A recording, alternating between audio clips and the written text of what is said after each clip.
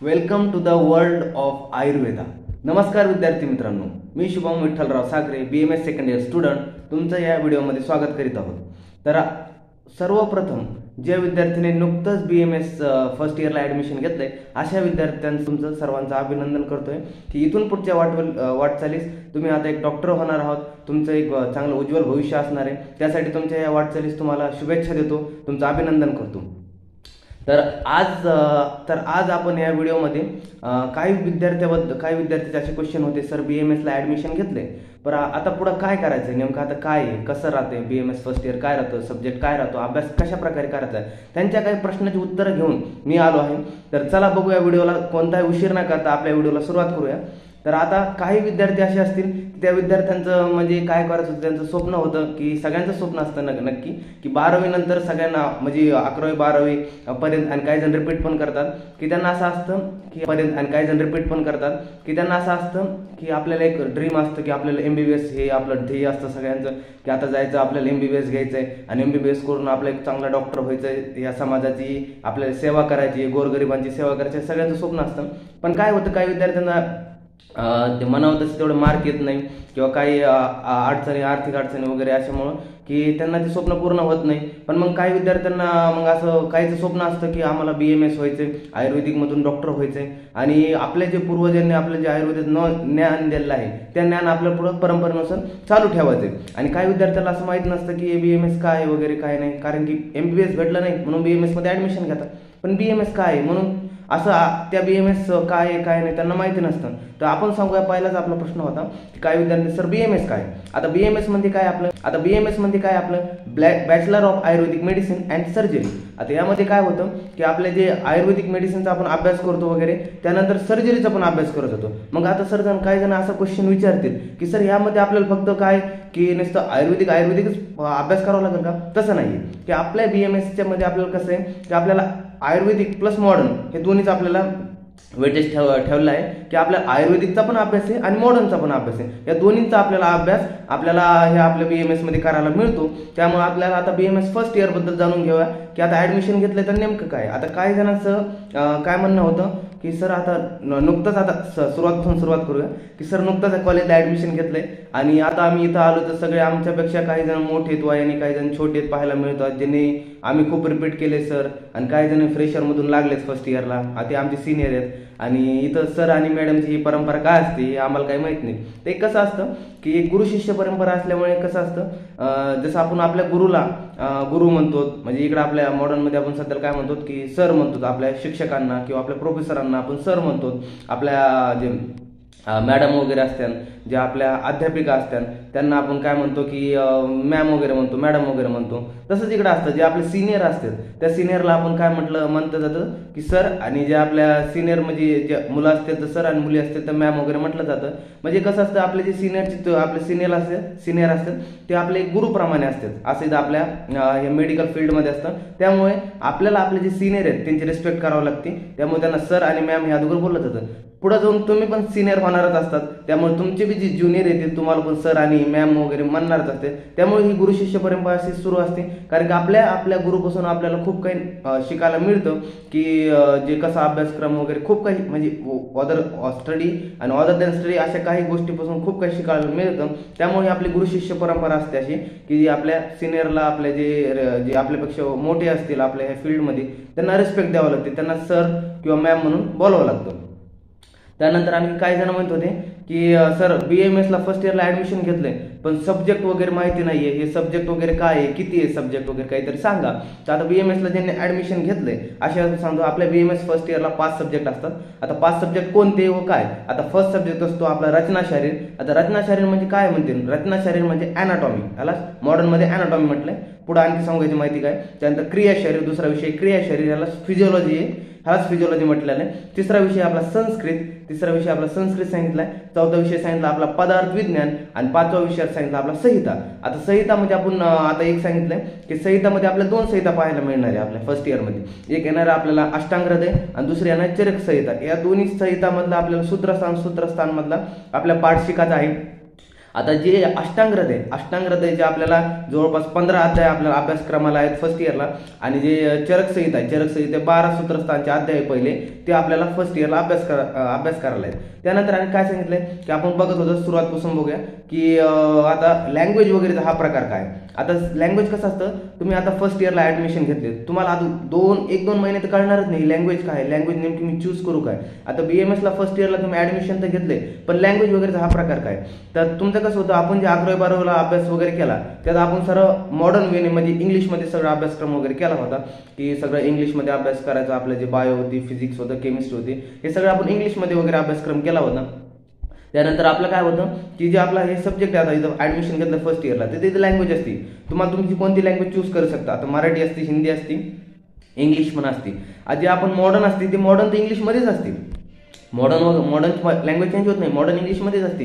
पण जे आपले आयुर्वेदिक असतं, जे आपल्याला आयुर्वेदिक अभ्यासक्रम असतो, जे आपल्या BMS ला 2 आपल्याला अभ्यासक्रम असतात, एक आयुर्वेदिक असतं आणि मॉडर्न असतं, वेटेज असतं त्यांचं. समजा 50% आयुर्वेदिक असतं, 50% मॉडर्न असतं असं. तर त्यात जे आयुर्वेदिक असतं ते आयुर्वेदिक तुम्ही कोणत्या भाषेत तुम्ही पेपर लिहिणार आहेत, तुम्ही वर्षभर कोणत्या भाषेत अभ्यास करणार आहे त्या आयुर्वेद सिलेबसचा, तर ती लँग्वेज असते. जर तुम्हाला आयुर्वेद मराठीमधून करायचं असेल तर मग तुम्ही मराठी लँग्वेज चूज करू शकता. जसं इंग्लिशमध्ये करू शकता तुम्ही, इंग्लिश लँग्वेज चूज करू शकता. जर हिंदीमध्ये करायचं असेल तर हिंदीमध्ये करू शकता. म्हणजे तुम्हाला जी भाषा सोपी जाईल त्यामध्ये तुम्ही हा अभ्यासक्रम चूज करू शकता, आणि मॉडर्न तर इंग्लिशमध्ये असणारच आहे. त्यानंतर काय सांगायचं आहे की आता माझी भाषा कोणती, म्हणजे मी कोणती लँग्वेज चूज केली. माझी आता मी BMS first year all clear असून पास आउट आहे, तर मी माझी फर्स्ट इयरला मराठी लँग्वेज होती, ज्यामध्ये मी मराठी भाषेमध्ये जे आयुर्वेदिक हे होता अभ्यासक्रम, तो आयुर्वेदिक मराठी भाषेमध्ये लिहिला होता पेपरमध्ये, आणि जे मॉडर्न असतो ते इंग्लिशमध्ये लिहावा लागतो. त्यानंतर काय जे आपलं सांगण्याचं हे आणखी की सब्जेक्ट वगैरे झालं, लँग्वेज वगैरे झाली, की ज्याला म्हणजे समजा काही जण म्हणते सर मी आपलं काय आता ZP विद्यार्थी, सर मी जिल्हा परिषद शाळेचा, तसं मी पण जिल्हा परिषद शाळेचा विद्यार्थी आहे, तसं काही एवढं वाईट म्हणून घेऊ नका. जिल्हा परिषदचा विद्यार्थी आहे, तर मला एवढी इंग्लिश जमते, पण मला मराठी भाषेची आवड आहे, मला मराठी भाषा खूप छान होते, पेपर लिहित होतो. अशा विद्यार्थ्यांनी मराठी भाषा चूज करावी. आणि जे विद्यार्थी असे असतील की सर मी कॉन्व्हेंटचा आहे वगैरे, CBSEचा वगैरे, मला मराठी खूप अडचण जाते, मला मराठी वगैरे एवढी येत नाही, ते मग हिंदी प्रेफर करू शकता किंवा इंग्लिश प्रेफर करू शकता, ॲज यू विश. म्हणजे तुम्हाला कोणती लँग्वेज सोपी जाते. ज्याला हिंदी जात असेल त्याने हिंदी प्रेफर चूज करा, ज्याला इंग्लिश जात असेल त्याने इंग्लिश वगैरे छान, सर मी इंग्लिशमध्ये खूप छान लिहू शकतो, ते इंग्लिश भाषेमध्ये पेपर खूप छान लिहिता येईल, अशा विद्यार्थ्यांनी इंग्लिशमध्ये वगैरे तुमचे हे करू शकता, चूज करू शकता. तुम्ही तुमच्या सिनियर्सची पण गायडन्स घेऊ शकता की कोणत्या सिनियर्सला वगैरे काय आहे वगैरे, कशी लँग्वेज वगैरे होती त्यांची, काय नाही, त्यांनी पेपर वगैरे कशी लिहिले, त्यांचं मार्गदर्शन घेऊ शकता तुम्ही तुमच्या लँग्वेजसाठी. त्यानंतर तुम्ही त्या लँग्वेज बेसवर तुमचे पुस्तक हे बुक्स वगैरे का ते वेगवेगळे ऑथर, वेगवेगळ्या ऑथरचे बुक्स आहेत, म्हणजे सब्जेक्ट तर द्यायचे पण वेगवेगळे ऑथरचे बुक्स आहेत. तर म्हणजे तुम्हाला कसं आहे, तुमचे जे सिनियर्सनी समजा एखादा सिनियर्स असतं ज्याला मराठी लँग्वेज चूज करायची, त्याने त्या मराठी लँग्वेजवाल्या सिनियरला जाऊन भेटायचं. त्यानंतर काय म्हटलं की त्यानंतर लँग्वेज वगैरे झाले. त्यानंतर काय सांगितलंय, आता काही जणांचा विद्यार्थ्याचा असा प्रश्न असेल की सर फर्स्ट इयरला ऍडमिशन घेतलंय तर श्लोक वगैरे पाठ करावे लागतात का. आता श्लोक वगैरे पाठ करणं हे कंपल्सरी आहे का. आता एक सांगायचं म्हणणं झालं की श्लोक वगैरे पाठ करावे लागतात, कारण की श्लोक जर पाठ केले तर मग तुम्हाला एक छान प्रकारे अभ्यास बी होतो, आणि छान प्रकारे पेपरमध्ये जर श्लोक वगैरे लिहिले तर छान प्रकारे मार्क पण मिळतात. काही श्लोक पाठ करावेच लागतात. बरं, ज्या ठिकाणी तुम्हाला श्लोक IMP आहे तिथं पाठ करू शकता, जिथं थोडं लेस आहे तिथं नाही करू शकता, पण सरसकट श्लोक पाठ करणं हे नाही. ज्या ठिकाणी IMP ते श्लोक पाठ करू शकता तुम्ही, म्हणजे श्लोक पाठ करायचेच आहे तुम्हाला, असं नेमकं एक ठोक सांगायचं म्हटलं तर श्लोक पाठ करायचेच आहेत. त्यानंतर आता काही जणांचं मत असायचं की सर हे प्रॅक्टिकल वगैरे डिसेक्शन वगैरे होत आहे का. आता आपला फर्स्ट विषय कोणता तर रचना शरीर. आता रचना शरीर म्हणजे आपण झालंय तर रचना शरीर आपलं अॅनाटॉमी. आता अॅनाटॉमी ना, तर अॅनाटॉमीचा विषय कसं आहे की ह्या विषयामध्ये आपल्याला आयुर्वेदिक पण आहे आणि मॉडर्न पण आहे. आता वेटेज पाहायला गेलं तर आपलं 60-40% वेटेज असतं, यात 60% आयुर्वेदिक असतं आणि 40% मॉडर्नचं वगैरे पाहायला आपल्याला सिलेबसमध्ये पाहायला मिळतं. त्यानंतर आपण हे पाहायला मिळालं त्यामध्ये आपलं प्रॅक्टिकल म्हणजे आपलं प्रॅक्टिकल म्हणजे वगैरे माहितं तर डिसेक्शन, अॅनाटॉमीमध्ये डिसेक्शन, रचना शरीरमध्ये आपल्याला ते डिसेक्शन पाहायला मिळतं. तेव्हा फर्स्ट इयरला तुम्हाला डिसेक्शन हा पाहायला मिळणार आहे. डिसेक्शन वगैरे तुम्ही बॉडी डिसेक्ट वगैरे करले जाते, तुमची अगोदर जे ज्याची डिसेक्शन वगैरे असेल तुमची सुरुवात ओतने वगैरे घेतली जाते आपण, की त्यानंतर मग तुमचं डिसेक्शन वगैरे सुरुवात केली जाते. त्यानंतर दुसरा विषय आपला असतो की क्रियाशरीर. क्रियाशरीरमध्ये तुम्हाला आयुर्वेदिक अगोदर अभ्यासक्रम पाहायला मिळेल. आयुर्वेदिक वात पित्त कफ, त्यानंतर प्रकृती वगैरे, षटक्रियाकाल वगैरे, तुम्हाला खूप हा आयुर्वेदिक छान प्रकारे अभ्यासक्रम पाहायला मिळेल. त्यानंतर तुम्हाला वात पित्त कफवर पूर्ण आयुर्वेदिक बेस फर्स्ट इयरचं पाहायला मिळेल की वात पित्त कफचे श्लोक पाठ करायचे. त्यातलं IMP हे म्हणजे आयुर्वेदचं जीवचे वात पित्त कफ, त्यामध्ये तुम्ही पूर्ण हे आपल्या बॉडीचं वात पित्त कफ ह्याच्यावर कसे रोग निर्माण होतात, कसे व्याधीचं शमन वगैरे कसं होतं, व्याधी कशी उत्पत्ती होते हे तुम्हाला पूर्ण पाहायला मिळेल. त्याचे गुण वगैरे, उत्पत्ती स्थान वगैरे ते पूर्णपणे तुम्हाला पाहायला मिळेल. त्यानंतर हेच फिजिओलॉजी म्हणजे क्रियाशरीरमध्ये तुम्हाला मॉडर्न पण पाहायला मिळेल. मॉडर्नमध्ये विविध सिस्टीम वगैरे पाहायला मिळते. रिप्रोडक्टिव्ह सिस्टीममध्ये, एक्सक्रिएटिव्ह सिस्टीममध्ये, नर्वस सिस्टीम असेल, तुम्हाला विविध बॉडीचे पार्ट्स वगैरे त्यातलं काय, त्यानंतर ECG वगैरे असेल, त्यानंतर हे सगळं तुम्हाला पाहायला मिळेल. त्यानंतर तुम्हाला काही प्रॅक्टिकल सुद्धा पाहायला मिळणार जे आयुर्वेदिक, समजा आयुर्वेदिक असतील, मॉडर्न असतील. फिजिओलॉजीमध्ये, क्रियाशरीरमध्ये, फिजिओलॉजीमध्ये तुम्हाला कोणते पाहायला मिळते, एक तर नाडी परीक्षण पाहायला मिळणार आहे. त्यानंतर तुम्ही झालं तर ब्लड ग्रुप वगैरे हे करा. त्यानंतर हिमोग्लोबिनचं वगैरे, त्यानंतर CT-BTचं वगैरे, युरिनचं वगैरे तुम्हाला हे प्रॅक्टिकल पाहायला मिळणार आहे फर्स्ट इयरमध्ये. त्यानंतर काही जणांचा विषय असा होता, सर प्रश्न असा होता की सर खरंच सर संस्कृत हार्ड असतं का? आता सांगायचं जर म्हटलं संस्कृत आता कसं आहे तर बाळा हे बघ, तू जर वर्षभर अभ्यास केला म्हणजे जर तुला छानपैकी जर ह्याच्या अगोदर संस्कृत होतं तर तुला संस्कृत हे सोपं जाईल. पण जर तू ह्यावेळी आम्ही सर तुम्ही नवीनच आहेत की तुम्हाला माहितीच नाही सर कसं आहे, खरंचा अभ्यास काय आहे, ह्याच्या अगोदर संस्कृत माहितीच नव्हतं ना, तर मग संस्कृत तर तुम्हाला थोडं सुरुवातीला हार्ड वाटेल. पण जसं जसं तुम्ही अभ्यास वगैरे करताल तसं तुम्हाला हे कळून जाईल की संस्कृत हा सोपा विषय. त्यातलं तुम्हाला पेपर 1 आहे, पेपर 2 वगैरे असतं त्याच्यात, त्यामध्ये तुम्हाला समजून जाईल की संस्कृतचा कसं आहे काय नाही. थोडं बेसिकपासून अभ्यास करत जातं, जसं उपसर्ग वगैरे, संधी वगैरे, तुमचा जसं अभ्यासक्रम वगैरे जाईल तर तुम्हाला पण संस्कृत विषय सोपा जाईल. हार्ड वगैरे सब्जेक्ट नसतो, अभ्यासवर असतो. जो अभ्यास करतो त्याला विषय सोपा जातो. प्रत्येक विषय हा ज्याचा अभ्यासक्रम छान असतो त्याला विषय हा सोपाच असतो, हार्ड काहीच नसतंय. तसंच पुढं हे जर पाहायला मिळालं तर पदार्थ विज्ञानबद्दल आता बोलायचं राहिलं तर पदार्थ विज्ञानमध्ये सांगतो आपण की पदार्थ विज्ञानचं कसं आहे की पदार्थ विज्ञान हा खूप भारी विषय, हा खूप इंटरेस्टिंग विषय. ज्याला BMS मध्ये आला तो फर्स्ट इयरमध्ये त्याला पदार्थ विज्ञानाचं प्रेम झालं नाही, त्याला काहीच जीवनात काहीच प्रेम झालं नाही. पदार्थ विज्ञान हा खूप इंटरेस्टिंग विषय. त्यामध्ये तुम्हाला विविध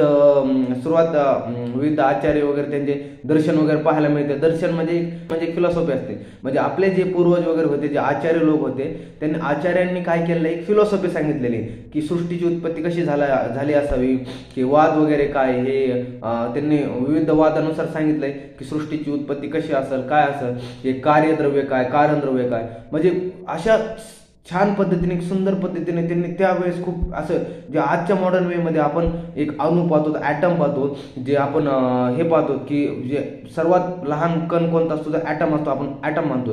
पण त्यावेळेस जे आपले पूर्वज वगैरे होते, जे आचार्य होते, त्यांनी परमाणुवादमधून त्यावेळेस सांगितले की सर्वात लहान जे असतो परमाणू वगैरे सांगितले.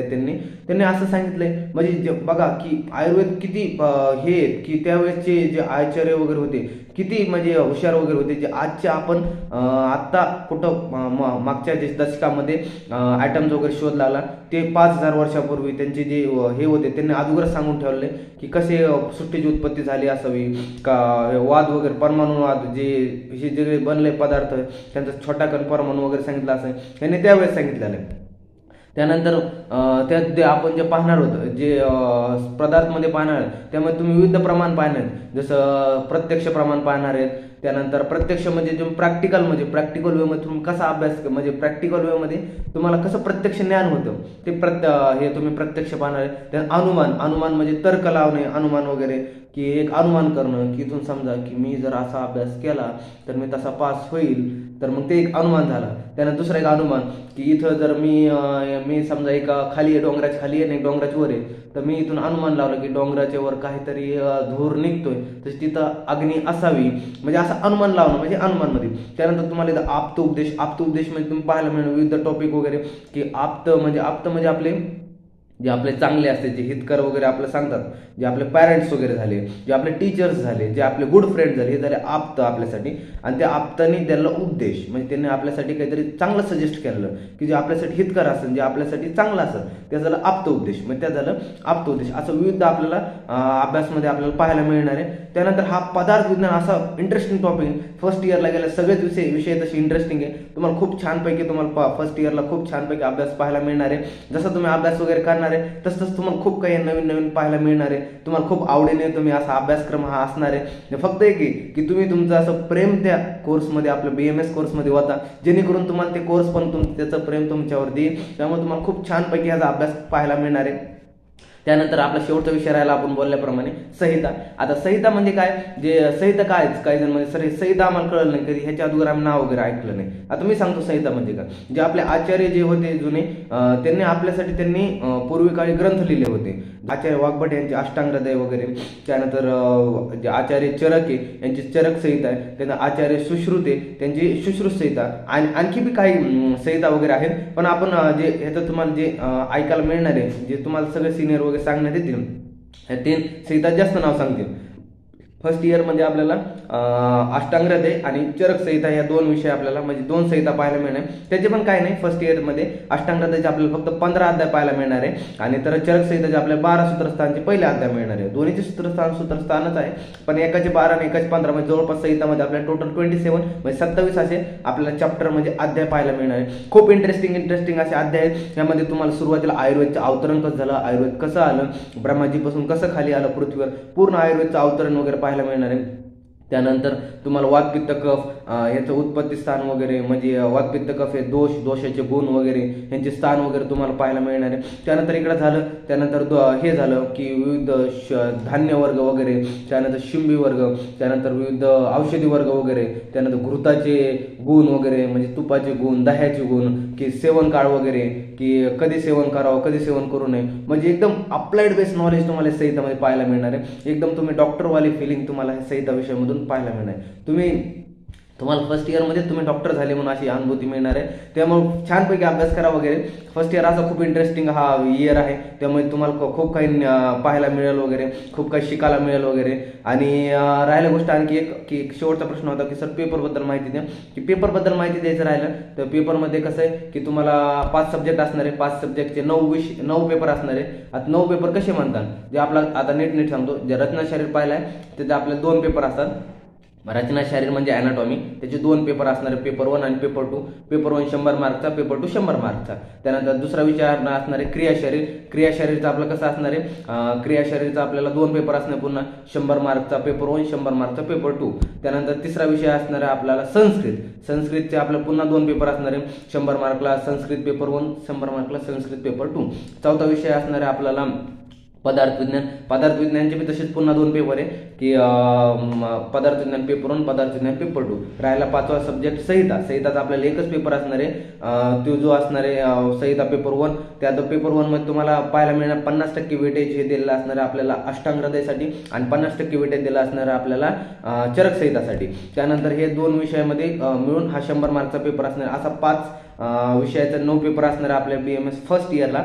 त्यानंतर हे झालं ओव्हरऑल आपल्या अभ्यास रिलेटेड. आता काही जण म्हणतील सर हे अभ्यास खूप अभ्यास वगैरे, हे नाही बाळा, एवढा अभ्यास वगैरे नाही, पण एका अर्थी अभ्यासक्रम आहे, तसा अभ्यासक्रम बी खूप आहे. अॅनाटॉमीचा वगैरे अभ्यास खूप आहे, त्यामुळं सिलेबस वगैरे वाचते आपल्याला. तसं पुढं तुम्हाला काही जण म्हणतील सर मग अभ्यास आम्ही पेपरच्या शेवटी, आमचे सिनियर पेपरच्या शेवटी अभ्यास करून वगैरे पास झाले, मग आम्ही पेपरच्या शेवटी अभ्यास करून पास होतो ना. नाही बाळा, ही चूक कधी करू नको, की पेपरच्या शेवटी अभ्यासक्रम करणं ही चुकीची पद्धत. कारण पेपर सुरुवातीपासून श्लोक वगैरे पाठ करणं, काही नाही थोडं करत राहायचं. सुरुवातीपासून श्लोक पाठ करणं, काही नाही कळत ज्यांना सिनियरला जाऊन विचारायचं, टीचर्सला जाऊन विचारायचं कसं आहे काय नाही.